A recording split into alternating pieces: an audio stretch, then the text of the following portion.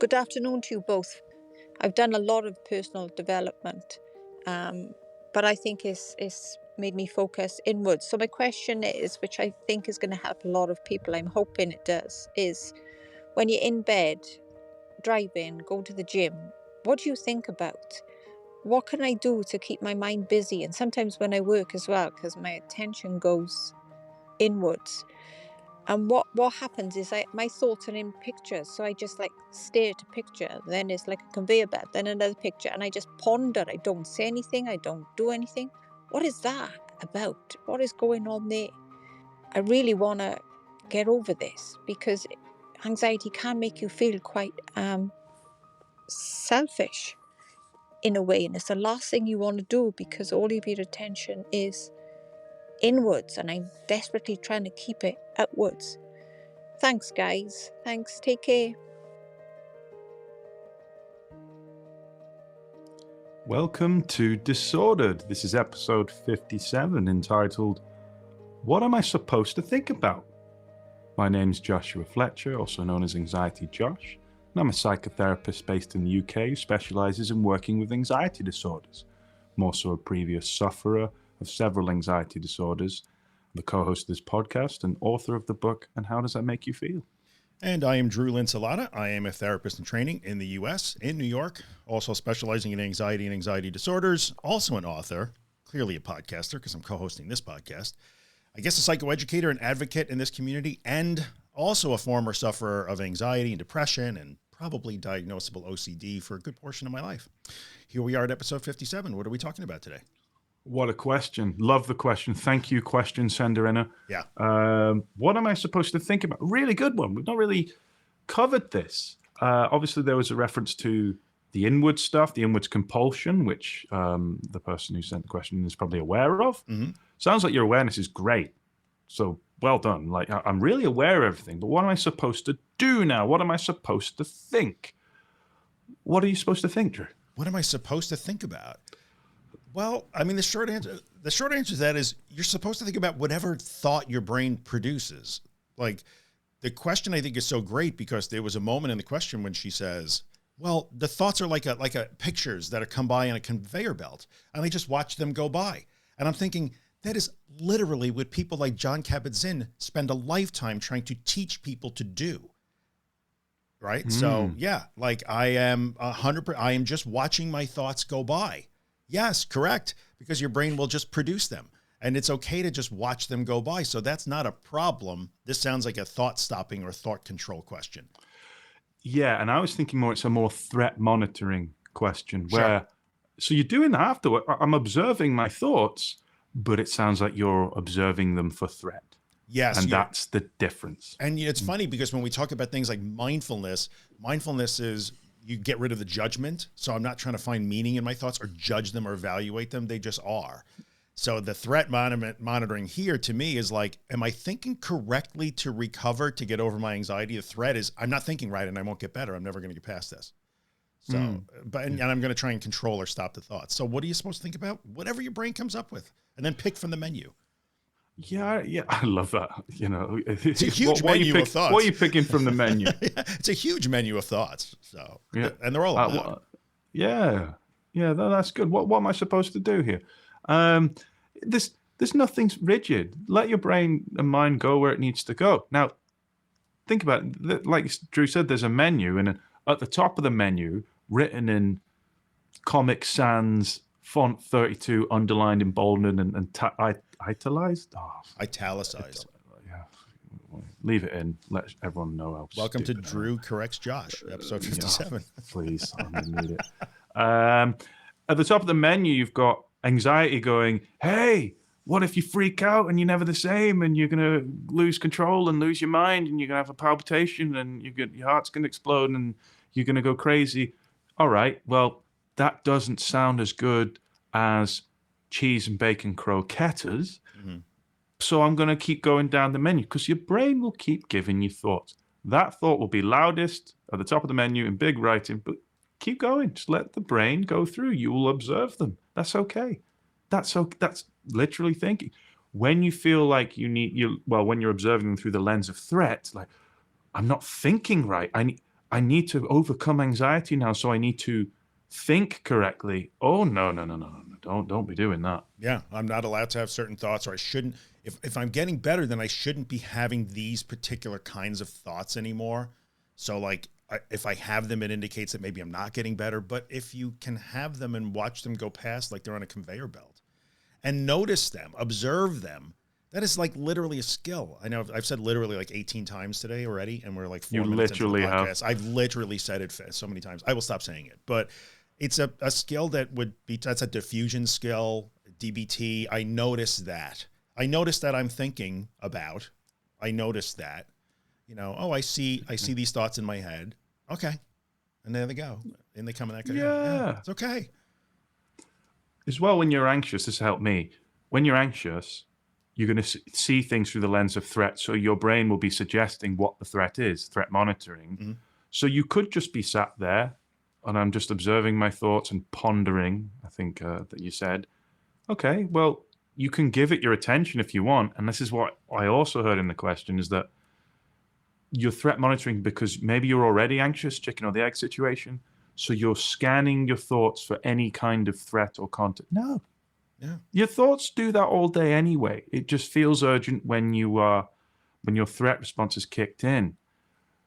You know, there's nothing you have to particularly think here. It doesn't matter. Let anything go into your head. What did you used to think about when you're doing exposures, Drew? And probably a multitude of things, but do any stand out? Well, this is where memory starts to be an issue because the exposures were a while ago now. But generally speaking, I can tell you that at first I was thinking about how I felt. That's all I could think about. How I felt when I was doing the exposure was at the front and center. It was the loudest thing. And I'm like, well, I feel terrible. I feel like I'm about to lose my shit. My heart is pounding. I'm terrified. I really need to go home. I'm just going to have to take the next 30 seconds as I go here. And that's all I could think about. And I think over time that started to just loosen up, but I didn't try to, don't think that. Like, let me think a happy thought. I mean, everybody tries that at some point, but it does not work. It doesn't work. I was thinking as well, like someone who's had a history of GAD. Mm-hmm. I used to sit at home and then think about my thinking.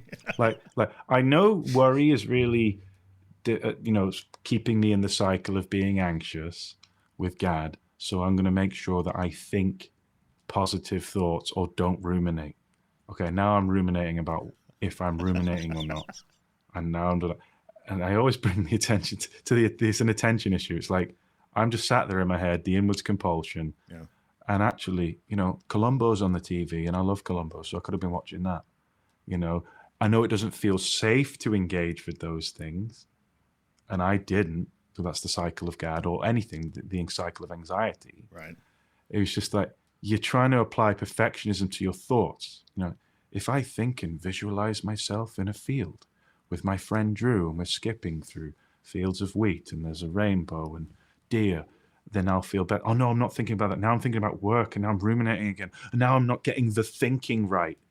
That is meta thinking. And I'm getting that from the question. I'm not doing the thinking right. Yeah, exactly. I'm thinking about my thinking. And metacognition is wonderful and also nasty. Like the fact that we can think about thinking, that's that whole language framework thing. Like the worst thing that ever happened to us was symbolic thinking and making meaning of our thoughts, and language came out of that. And it's awesome, but it also stinks because it means we can pick apart thoughts that our brains just make and then try to interpret them. Is this the right thought? Should I be thinking this? I should be thinking something else. So I would give you this. Here's something, write this down. You could take this with you. And by the way, I was skipping through a field of wheat like 10 minutes ago. Amazing that you said that. But really? No, it was not. Well, I wanted to be though. We have no wheat here. I actually believed you then. I know. We grow no wheat here. So right. There are no wheat fields for probably 1,000 miles from where I live, I'm going to say. Oh, really? Yeah, it's a shame, isn't it? But anyway, here's a thing that you can write down. Take this with you. You can choose to have a thought. You can never choose to not have a thought. We can choose to have a thought. Like I can decide I really want to think about an ice cream cone, and I just did because I wanted to. But I cannot choose to not have a thought. And the analog to that, or the corollary there, is I can choose to have a thought, but the thoughts I choose can never drown out or block the thoughts I don't choose. It doesn't work that way. No, that's really important. Yeah. So like, okay, I can choose to have a thought, but I can't choose to not have a thought. So if you're laying in bed and you have thoughts going across your conveyor belt, which I love that analogy, you have to let them be there. It's okay. Like maybe it's like, oh, I see them. Like, what do I feel like thinking about? Maybe I'll try to think about something else. But if the other thoughts show up, I have to let them. I can't, I'm doing it wrong. It's similar to your breathing, though. It's the mechanism that you can partially get involved in, but you're not in control of it all. Think about your breathing. Yeah. And for the people with somatic OCD, like, please don't. Right. No, I don't want to think about it. If you've got somatic out. OCD and air hunger, don't think about your breathing. Right. Or you can. It doesn't matter. You're safe. It's fine. But like, you can concentrate on your breath and take deep breaths or shallow breaths or Wim Hof it in an ice bath, whatever. But also, you're not in control of your breathing because it does it for you. Yeah. And it's the same with your thinking. You can choose to activate the thinking mechanism, and I'm going to go inwards and think now. Mm-hmm. But also, what are you thinking about when you're mindlessly doing tasks and stuff like that? Your brain will just carry on in the background. Your breathing will carry on in the background. Your digestion will carry on in the background, stuff like that. You can have limited intervention with operations of your body, but we misinterpret our role sometimes as, no, I have to be in charge and monitor this constantly. No, you don't. It's like staring at a river all day, making sure it doesn't flow properly. Yeah, It's right. like the river's going to flow or whatever, and you can try and stand in it and try and usher it along and make it go faster. And you can. It's limited intervention. You could probably stand in the river with your mates and, carry on, keep going, river. And you probably, affect it a tiny bit. Yeah. But no, the river's going to flow. And it's the same with your thoughts. You're staring at your thoughts and you have 5,000 different thoughts a day, mostly nonsense. Because the brain does just produce mostly nonsense. Yeah. Some of the stuff I think about is just ridiculous. But I kind of laugh about it, but it's the emotional ones that stand out. the daydreaming about the one time, and I cracked me up and it sticks with me, like the cab company. If I had a cab company, what would I name it? What color of my cabs? I'm like, this is what you daydream about, dude. And like, that was a thing that Josh brought up in another episode. Your brain will produce such random stuff.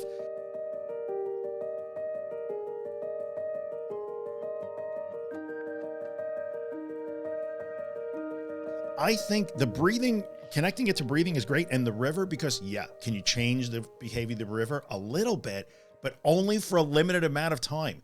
Can you control your breathing? You can, but sooner or later you disengage from the active breathing and your body takes over and it just does what it does. Yeah, you're not breathing when you sleep, are you? Right. Well, you are breathing when you sleep. You are, but you're not thinking about it. So like, okay, No. I can choose to think right now and do that. And sometimes it's fun. But then sooner or later, my brain is going to take over. That's that default mode network. In the absence of something else to do, it'll think about you. I love that. It's just what we do. And it lights up in the functional RMI studies. Like this, here you go. There's the default mode network. I love it when you talk about the default mode network. I was thinking about it a lot. And it for this person who asked this question, and I'm sure many people relate to this, your default mode network is, what do I do? Yeah. What do I have nothing to pay attention to at the moment, especially if at night you're going to sleep, right? You're quieting down. You don't have a lot going on. Your default mode network kicks in. It's like, I'm going to think about me. It's not always me, but it's things that are related. What did I do? What have I felt? What am I feeling? Was that okay? It's always like sort of you centered. That's the default mode network. Always goes there. It is the default for an idle brain, but that's not broken. That's not a problem. One of the issues that I think people in our community, and I had, I guess you would probably agree you had it too, was it's the CAS, right? In MCT, like the cognitive attentional syndrome. We pay very close attention to the thoughts that we have, whereas other non-anxious people have a zillion thoughts, some cool, some crappy, some scary, and they just let them go. They don't engage with them. We evaluate them. So was that a good thought? Is that the right thought? Am I doing it right? Am I thinking right? Is there threat in this thought? Am I doing it right? Yeah. And we're always looking at the perfectionism as well. Yeah. We want to fix. Each time you try to fix and do stuff, one, you're listening to an internal critic called Craig, and two is you're actually feeding back a message to your brain saying that you are broken in some way. Because if you keep doing repairing behaviors, your brain's going to think, well, I must be broken because this person keeps trying to repair me even though I ain't broken. Yeah, every time I do this normal, natural thing, we launch into this like evasive action and fixing. So, this normal natural thing isn't right. Yeah. More threat. Just think about, honestly, your brain will just think about anything. Like, don't get me wrong. Like, if you want to reflect on your values and enjoy things, I do that as well. I think of family members, loved ones, think about work, things that are passionate to me. And that's me stepping in the river for a little bit. Yep. But then sometimes when I'm just walking down the road, the other day I was thinking, like, what if I just jumped in the back of that guy's pickup truck and he didn't notice it? And then I was fantasizing about, like, what if I hid under that little blanket and see how far he could drive? And then I was thinking about, what if, like, every time he stopped for gas or petrol, I go in and just, like, steal one of his packets of crisps and then to feed myself and just see how far I could live in the back of his truck for until he found me. I was walking home for a call. That was just what I was thinking about, because that's how stupid my brain is. But I loved it. It's fine. I wasn't trying to fix myself. Wasn't trying to be like, I need to cause anxiety. I need to fix anxiety or whatever. It's just where my brain went. Whereas yesterday when I walked to the shop, I was thinking about, actually, I need to do those emails. I need to, do that PR stuff, whatever. The brain will just go wherever it wants to go. Oh. So trying to maul with the conveyor belt. Right. And I think, you know what, if we ever do develop technology that lets us get into each other's brains, first brain I'm picking is yours. Oh, don't. I'm going to hang out in your brain, maybe just for an afternoon. Like the truck story. Really? That's awesome. It'll be my brain.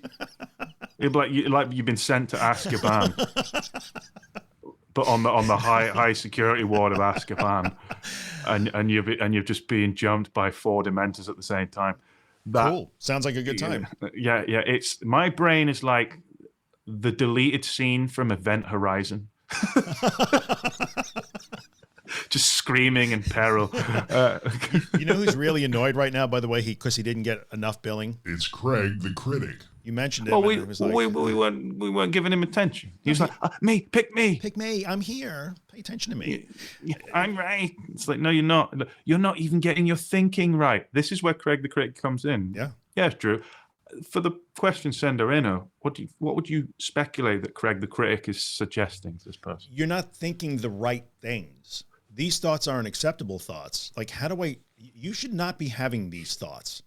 So like, see, these thoughts mean you're selfish. See, as you also mentioned in the question, like anxiety makes you selfish. So like, if I keep thinking this way, I'm thinking this is selfish thinking. I shouldn't be selfish thinking. Like, well, remember the default network will default to thinking about yourself. Like every human being has that. Sorry, we can't turn it off. So it's that harsh judgment and evaluation of your thoughts and thinking that you should be able to control them.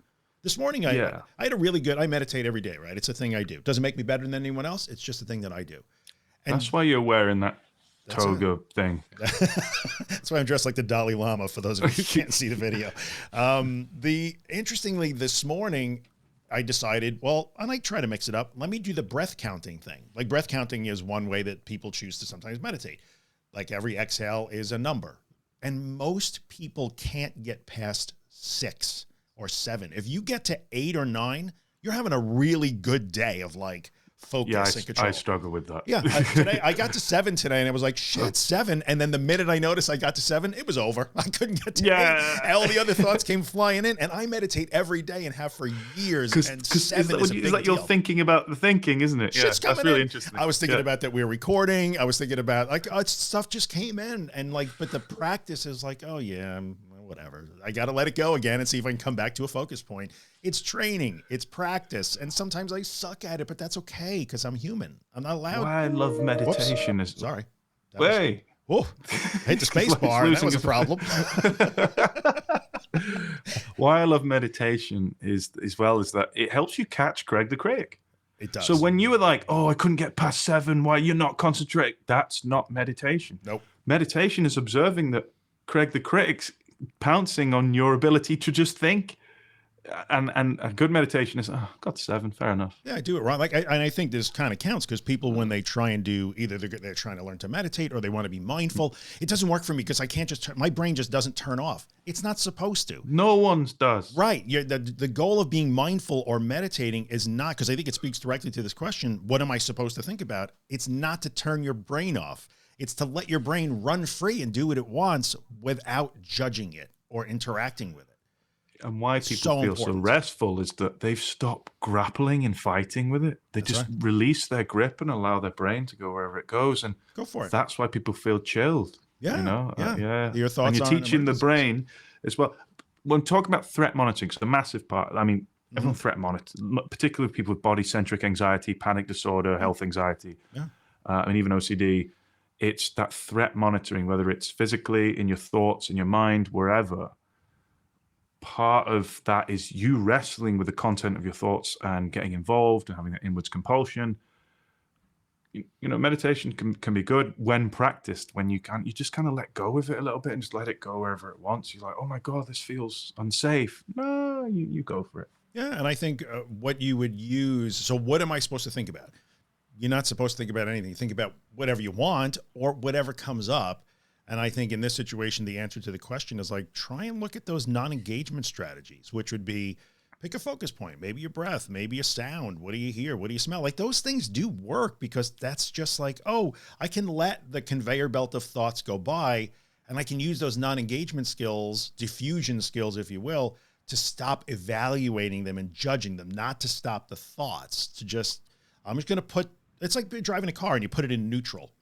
If you drive a standard, you take your foot off the clutch, right? Or you depress the clutch and the engine just spins freely and the car just coasts to a stop. Try that, right? Like, those strategies are good and they're useful in those situations. I'm just going to let my brain run wild here, or free, or whatever you want to call it. I'm just not going, I'm going to refrain from the, what does that mean? That's not right. I have to control it. I have to regulate my brain. Right? Like I'm trying to regulate my brain. And no, you can't. Your brain is on its own, man. It's in charge. It's going to do what it does. It's fine. It doesn't need to regulate. So I forgot about that. No, I love that. Yeah, it's that it doesn't mean anything. I've got to stop. Like, it's almost compulsive. That can be your compulsion, which is, what does that thought mean? What does it do? What's the evidence from it? What's the analysis from it? How can I use this information to better myself? None. Yeah.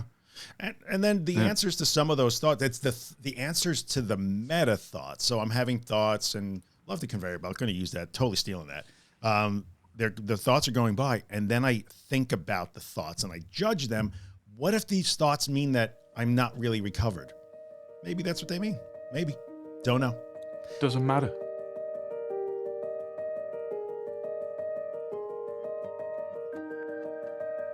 The best answer is, because when you try and talk yourself out of it, no, it doesn't mean that. Drew and Josh said it's okay, I'm allowed. The better answer is, I don't know. Maybe it does, maybe it doesn't. We'll never know. Maybe Drew and Josh don't have an opinion on this. That's right. Maybe I don't know. What do these thoughts mean? Am I doing it right? Don't know. The answer to the meta thoughts is don't know.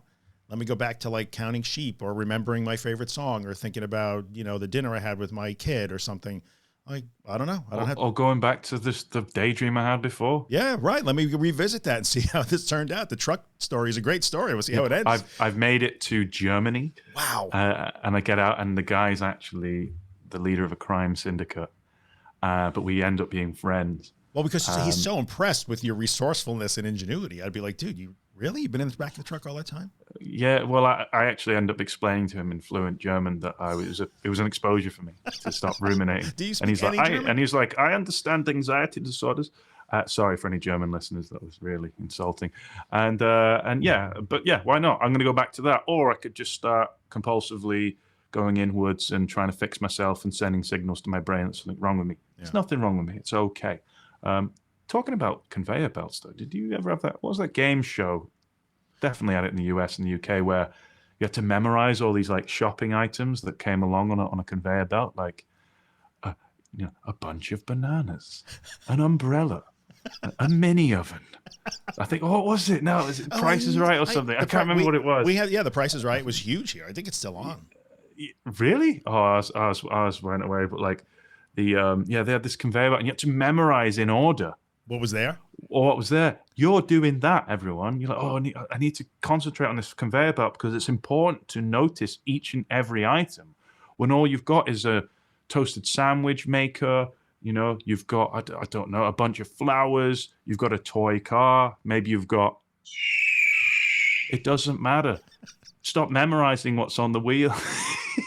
There's an eagle on the wheel, a red tail hawk / named eagle on the conveyor belt. It's just perched, moving across the screen slowly. You know what just one scream and then leaves. You guys don't get to see this, but the best part of that is I was watching him get ready to hit that button for the last 90 seconds, just posturing and fidgeting and getting ready. I knew the phone was in your hand. I'm like, there's a sound coming. I know there is. So I just didn't know what it was going to be. Needed to professionally insert it somewhere. You know, and I think always remember too that if you're going to try and take some of this on board and say, oh, I can let my brain make you don't have to try to stop your thoughts or control them or steer them. I can choose to have a thought. I can never choose to not have a thought. So if the not thoughts that you don't want come in, you can let them. You don't have to analyze them. You can back away from that process, and that will feel risky. So it's supposed to feel risky to stop this habit at first. It's okay. It feels like you're taking a chance. But if I don't address this, then I might never get better. Maybe. I guess we'll have to roll that dice. It's the resistance that gives it importance as well. Think about all your thoughts that aren't anxiety related throughout the day. Mm-hmm. You don't resist them, do you? I don't resist a thought about I need to put the bins out, and so therefore it's not an important thought. Yep. You know? But if I ever thought like, what if this depersonalization makes me feel like I'm going crazy, and what if it's getting worse? Then I'm resisting that thought and I'm treating it like it's something important. Mm-hmm. Yes, the amygdala's kicked in and then we're feeling anxious and stuff like that.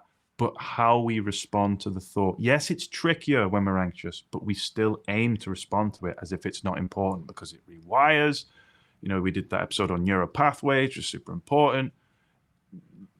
Drew often says, behave how you want to feel, which I love. Mm-hmm. It's like, try to show that this, I know it feels important, but use your behavior to be like, it's not, and I'm going to show it now because this, if I resist it, it becomes important. Psychology trope, what you resist persists. I know it's a cliche, but it actually matters. It's true. Let's do a couple of minutes on the other, coming at this from the other side, which is, you know, things like, well, I should be choosing positivity and gratitude. And like, this is how I'm going to get better is I'm going to choose positivity. I'm going to vibrate properly. I don't want to get on a rant. They make me feel more depressed when I see that. But I think just the same way that you cannot stop a thought, you cannot demand to be positive. We don't get to do that. You don't get to demand, I must be happy and feel gratitude right now. I mean, you could decide like, you know what, let me dig through my memories for that time that we had that really great vacation when we went to wherever, Norway, we saw the fjords. It was amazing. Cool. But so you might feel really happy and have big positive emotions come up, or you might feel nothing about that in that moment. We do not get to demand to think up particular emotional states. Brains don't do that. When you were talking about that, I was thinking about how many people do, either anxious or not, it doesn't matter if you have an anxiety disorder or not, how many people actually don't really enjoy their wedding day or their whatever, or the first few days of their holiday, even though they should be, and they get annoyed because they can't summon and command the correct emotion. And yet, this is where I sit smugly in my chair in my therapy room, I'm like, and yet, how do you feel reliving some of the memories of that now? And they're like, actually, yeah, it was really good to see my friends and friends. Well, then that is you enjoying it. Just because you didn't summon it there and then doesn't mean that anything's wrong. You know, I remember going to gigs when I was anxious. I was like, oh, this is one of my favorite bands. I should be feeling this. Nah. And actually later on, I was like, actually, that third track was really good. You know, it's okay. Sometimes you'll enjoy it in the moment. Sometimes you won't. Try not to get involved, step in that river. Stop trying to kick a river back upstream. Yeah, it's not going to work out. Yeah. And sometimes you might feel positive in the moment, or you might feel not neutral. Contented is a state. Contented is, I'm not really thinking about how I feel. I'm just okay. Like in comparison to being in a threat monitoring, highly agitated or activated state, that is positive, right? Neutral is positive in a way, comparatively, but it's really okay to be at that gig or to be hanging out with your friends and discover that like, oh, I'm just kind of neutral right now. I'm just here. Okay. Yeah. That's the default state most of the time. We don't live our lives. And in our community, especially people listening to this podcast, you see a lot of that Craig the Critic perfectionism and demanding emotional states to prove that you're still a good person. You're not an anxious person. You're recovering. But I was at the playground with my son and I just couldn't feel fully present. And it just beating the stuffings out of themselves for especially parenting in that context. I'm not fully present with my child. Really? And It you're gonna doesn't matter. rake yourself over the coals for the next 4 days because you couldn't doesn't matter. conjure an emotional state. It's not Yeah, fair. and also look at all the positives. You're there for your child. You Right. want to be present. You want to, like, that's enough. Don't worry about it. And half You the know, other go parents easy. at the playground aren't present either because they're hungover or they're sleep deprived or their bosses. Bored. Right, They're they're just bored bored. to Yeah. tears. Like I've been pushing on this swing for 11 minutes. That's a long time for me. I don't want to do it anymore. But we somehow think we should control our thoughts. We should be able to create positivity. We should be able to create the right emotions, and none of that. So brains don't work that way. So No, Yeah. and yeah, if that applies to a lot of the thinking stuff. Thinking. for sure, thinking and emotions. We hope you got something from that. It was a really good question. I really enjoyed discussing it with you, Drew. Yeah. I did watch the one. Finally, touch on something I was thinking about before. Sorry if you can hear the sounds of Manchester. All right. The emergency services constantly. I wanted to touch on, like, what should you talk about when you, what should you think about in particular when you're doing an exposure? So let's say you're doing a scary thing.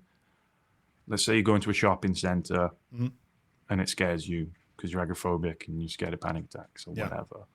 What should you be thinking when you walk into the shopping center during a specific exposure where you know you will be anxious? Yes. Well, that. So what I have found in over the experience that I had is when I was getting better at it, I would frame the action that I was about to take. I am going to choose to trigger myself now. Why am I doing that? Because this is a way that I can get better. And so the things that I found that myself actively thinking about wasn't like, am I doing it right? Am I keeping my heart rate down? Am I slowing my breathing down? Yeah, a little bit, because I'm trying to like slow down and relax my body. And I would, make sure I was doing those things. But I was really connecting to why I was doing that and what I was trying to get out of the experience.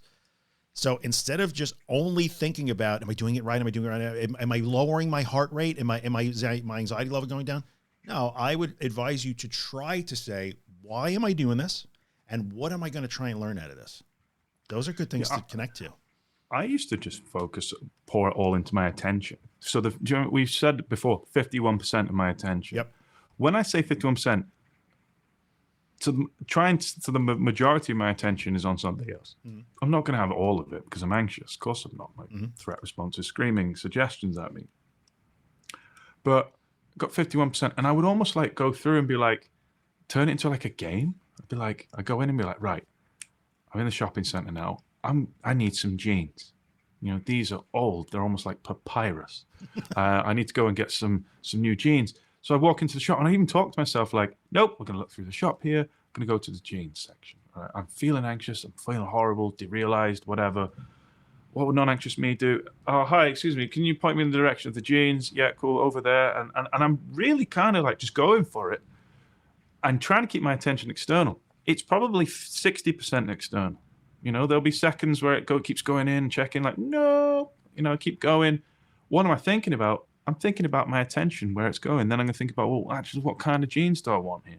Oh, I love that. Actually, I want some blue jeans here. Yeah, but what if your heart explodes? Great, but what if these jeans don't fit? So I'm going to go to the changing rooms and do that. And it's almost like a battle with your attention, but you win when you get 51%. Yeah, or even if you can't, you keep going anyway, and you win.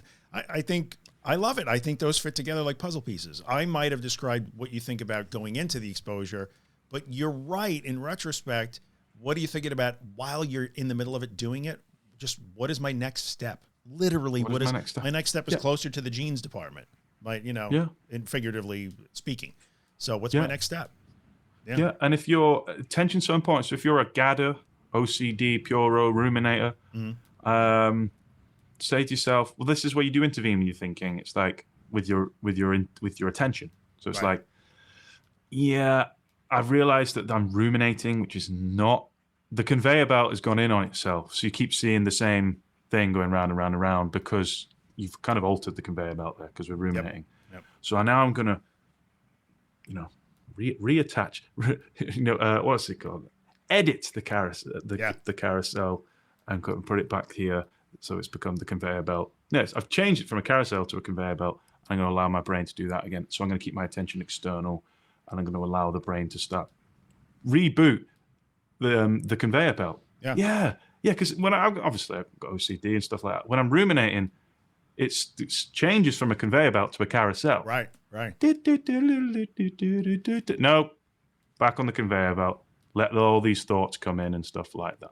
And people with GAD and pure OCD, they'd be like, but I don't have to go to the supermarket. I don't have exposures. Yeah, you're in one every time you discover I'm in my own head and I'm problem solving and excessively ruminating and I don't like it anymore. It's causing me a problem. Boom, you're in the exposure. So what am I going to do? Yeah. I might visualize that a different way. The conveyor belt becomes a carousel, or there's a conveyor belt and a carousel. So if I'm a GAD person and I tend to excessively ruminate and problem solve in my head as my default, I keep jumping from the conveyor belt onto the carousel. Oh, I'm on it again. Yeah. So I'm going to jump off it and go back to the conveyor belt. Perfect. Which feels like, oh, that's really risky though, because that means the carousel is still going and I haven't fixed it. I haven't. Who's manning the carousel? That's right. No one. I can't leave this. I can't leave this question unanswered. I can't leave that problem. Something bad will happen. Yeah, I love that. Jumping between. Yeah, I would jump off the carousel and go back on the conveyor belt. Yeah, just keep going. See where that takes you. Yeah, carousel's boring. Just go around and around and around. You're not going nowhere. And it feels too dangerous to leave it alone. It's fine. Don't worry about it. Yeah, go ahead, take the risk. Anyway, do we have any did it anyways, or we have an audio did it anyway? We have one I can read, and we have a question. How about we do let's do our audio one. How's that? Okay, yeah, sure. All right, let's do it. Here we go. Hey, Josh and Drew. This is Danielle. You can use my name.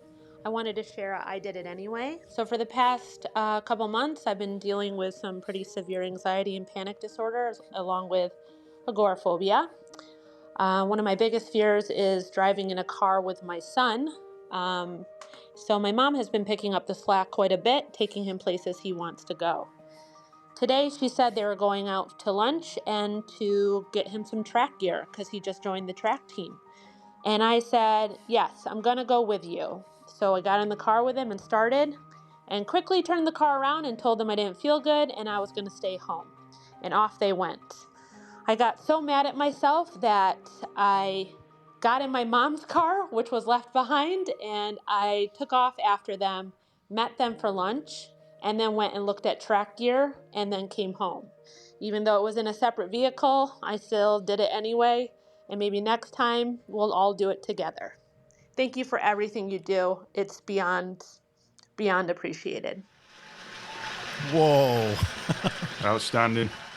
I love that. Is that harnessing of the anger. Oh no, you're not doing this to me again. Too bad.